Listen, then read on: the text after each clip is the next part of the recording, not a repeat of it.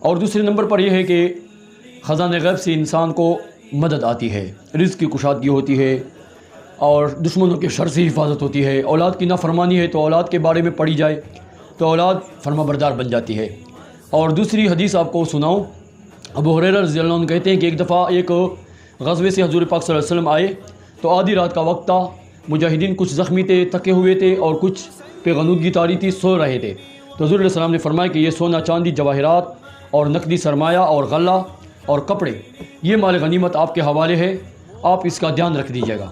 ابو ہریرہ رضی اللہ عنہ کہتے ہیں کہ مجھے غنودگی آ گئی اور کوئی بندہ ایسے مجھے محسوس ہوا کہ یہ گھس کے غلہ چوری کر رہا ہے، تو میری آنکھ کھلی تو میں نے دیکھا کہ ایک قداور بندہ 2 گٹ کے غلہ اپنے مونڈوں پہ کندھوں پہ ڈال کے چوری کر رہا ہے۔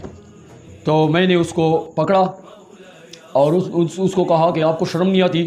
یہ مجاہدین کا، حقداروں کا، شہیدوں کا اور یتیموں بیواؤں کا حق ہے اور اس میں تم چوری کرتے ہو، یہ تو بیت المال کا مال ہے۔ تو اس نے کہا کہ میرے بچے بھوکے ہیں، میں خود بھوک سے مر رہا ہوں، میں عیالدار ہوں، مفلس ہوں، نادار ہوں، مجھ پہ رحم کیجیے۔ میں نے کہا آپ کو حضور علیہ السلام کی اجازت کے بغیر میں ایک دانہ بھی نہیں دے سکتا، چلے جائیے۔ وہ چلا گیا۔ کچھ وقفے کے بعد وہ کہتے ہیں مجھ پہ غنودگی طاری ہوئی، پھر مجھے محسوس ہوا کہ وہ بندہ پھر چوری کر رہا ہے، پھر میں نے ڈانٹا، چلا گیا۔ تیسری دفعہ پھر وہی شخص، اور اس وقت تہجد کا وقت ہے، کہا کہ میں نے اس دفعہ اس کو پکڑا اور زنجیر سے یا رسی سے میں باندھ لینے لگا۔ تو جب باندھنے لگا تو اس وقت وہ چھوٹے بچے کی طرح بلبلانے لگا اور رونے اور چیخنے چلانے لگا اور مجھے کہا کہ میرے ساتھ سودا کرتے ہو؟ ابو ہریرہ میں آپ کو ایک چابی دیتا ہوں جو تمام خزانوں کی چابی ہے، فتوحات کی چابی ہے، ہر میدان میں کامیابی کی چابی ہے، اور آپ مجھے نجات دے دیں، مجھے رہا کر دیں اور صبح کی سفیدی اور روشنی پھیلنے سے پہلے مجھے آزاد کر دیں، مجھے چھوڑ دیں۔ میں نے کہا کہ بتاؤ وہ کون سی چابی ہے؟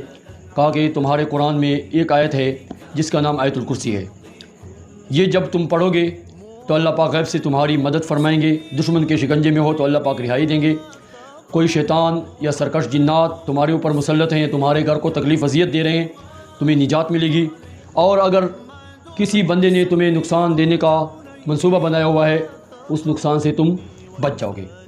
تو وہ کہتا ہے میں حیران ہو گیا، اس نے تو بڑی عجیب بات کہہ دی اور بات بھی صحیح کر دی، تو میں نے اس کو رہا کر دیا۔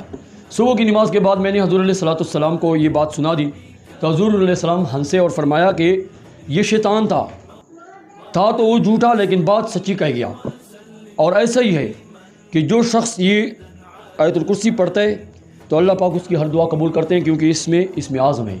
اور دوسرا یہ کہ اس کے پڑھنے والے اور جنت کے درمیان صرف موت حائل ہوتی ہے، گویا کہ اس کا پڑھنے والا جنت کا حقدار بن جاتا ہے۔